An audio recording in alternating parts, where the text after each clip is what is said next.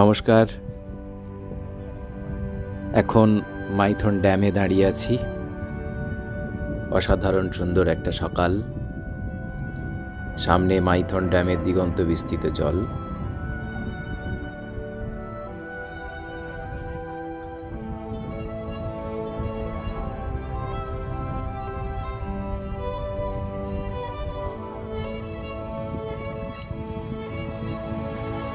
নৌকোগুলো সার বেঁধে নোঙর করা আছে, জলের ঢেউয়ে নাচছে, অসাধারণ সুন্দর দেখতে লাগছে।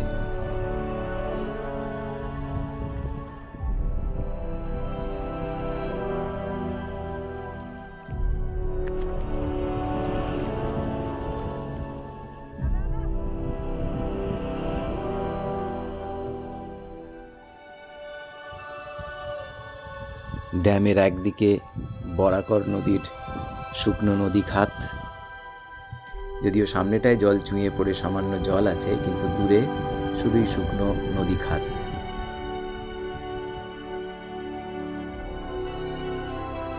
আর ঠিক অপর দিকেই আছে সে বরাকর নদীতেই বাঁধ দিয়ে তৈরি দিগন্ত বিস্তৃত মাইথন ড্যামের জল।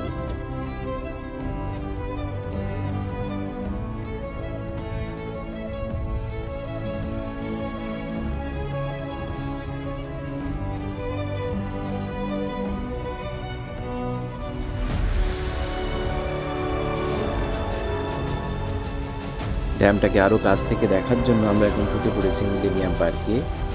মিলেনিয়াম পার্ক থেকেই ড্যামটাকে কাছ থেকে দেখা যায়। এটা বরাকর নদী খাতটা।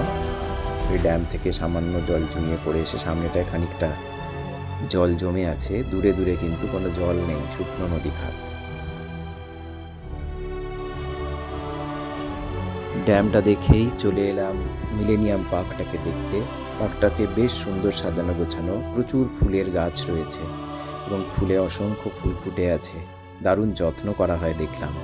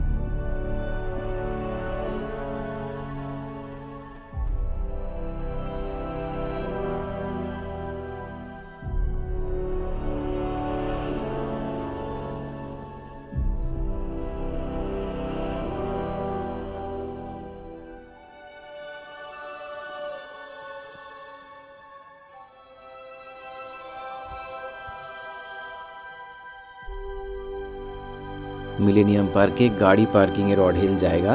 আপনি নিজস্ব গাড়ি নিয়ে গেলে গাড়ি পার্কিংয়ের কোনো অসুবিধা হবে না। মাইথন ড্যামের একদিকটা ঝাড়খণ্ড আর একদিকটা পশ্চিমবঙ্গ। মিলেনিয়াম পার্কটা ছিল ঝাড়খণ্ডে। মিলেনিয়াম পার্ক দেখে আমরা এখন চলেছি অন্যদিকে, অর্থাৎ পশ্চিমবঙ্গের দিকটা। ওখানেই আমার হোটেলের বুকিং নেওয়া আছে। এখন যাব হোটেলে। গাড়ি নিয়ে চলেছি মাইথন ড্যামের উপর দিয়ে।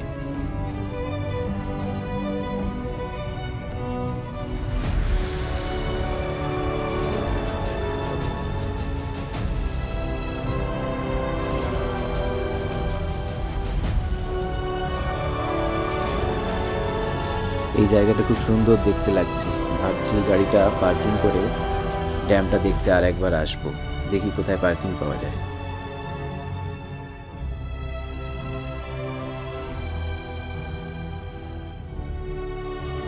মজুমদার নিবাসের সামনেই গাড়ি পার্কিং করে চলে এসেছি আবার দেখতে।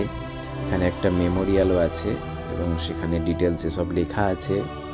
যারা এই বাঁধটা তৈরিতে উল্লেখযোগ্য অবদান রেখেছেন তাদের সম্পর্কে। খুব সুন্দর দেখাচ্ছে এখান থেকে বাঁধটা।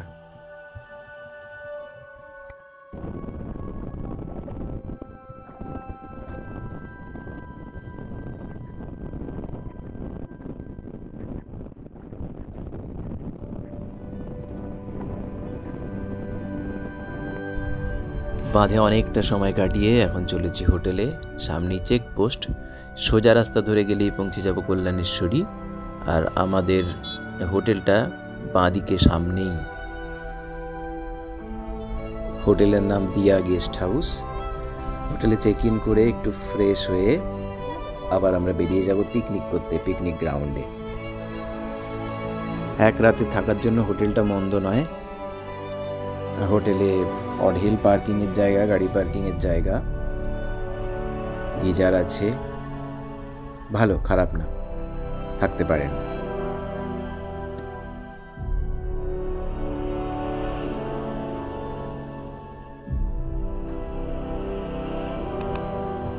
হোটেল থেকে সামান্য একটু এগিয়ে এসেই পিকনিক গ্রাউন্ড, কিন্তু আমি পিকনিক গ্রাউন্ডে পিকনিক করছি না, কারণ জায়গাটা দেখলাম ভীষণ ক্রাউডেড, সেই সঙ্গে বেশ নোংরা। সেজন্য আমি চলেছি আর একটু এগিয়ে। ফায়ারিং গ্রাউন্ড বলে একটি জায়গা আছে, সেটা ঠিক এর উল্টো দিকেই, মানে ড্যামের উল্টো দিকটাতেই। ওই দূরে দেখা যাচ্ছে যে জায়গাটা, ওই জায়গাটা দেখি কেমন জায়গা পাই।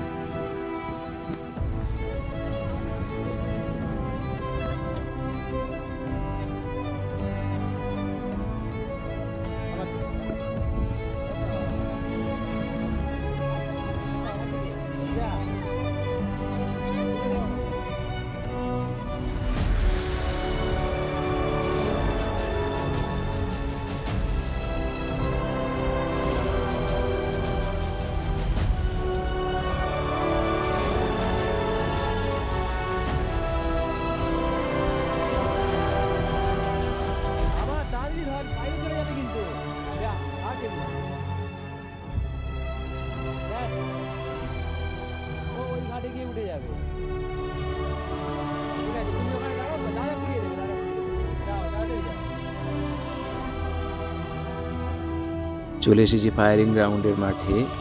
এখানটা বেশ পরিষ্কার পরিচ্ছন্ন, তত নোংরা নয় আর তত ভিড়ও নয়। জায়গাটা বেশ ভালো, ছাওয়ায় ঘেরা। আমার তো বেশ পছন্দ হয়েছে।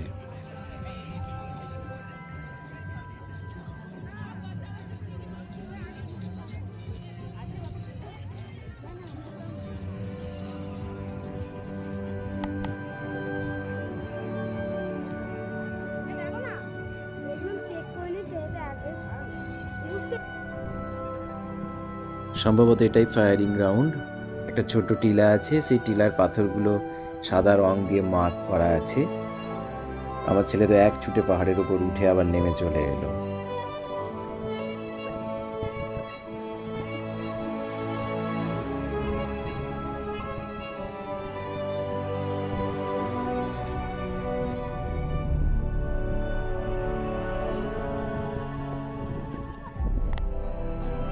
টিলার ওপর থেকে নিচের ড্যামটাকে বেশ পাখির চোখে সুন্দর দেখা যায়।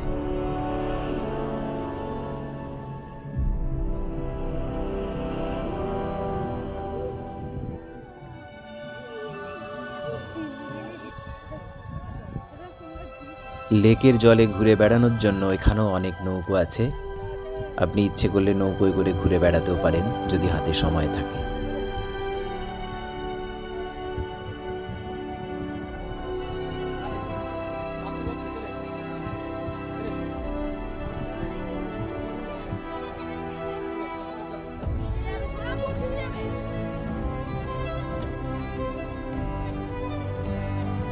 পড়ন্ত বিকেলে সূর্যের আলোয় লেকটাকে বেশ মোহময় লাগছে। লেকের পাড় দিয়ে ঘুরে বেড়াতে দারুণ মজা লাগছে।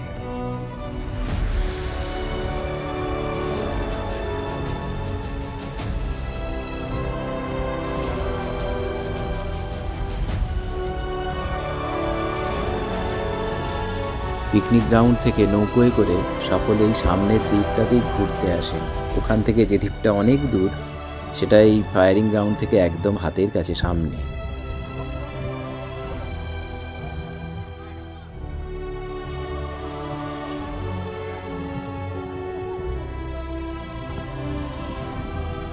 ওই দূরের স্পটটায় আমরা পিকনিক করছিলাম। পিকনিক শেষ, এখন চললাম হোটেলে।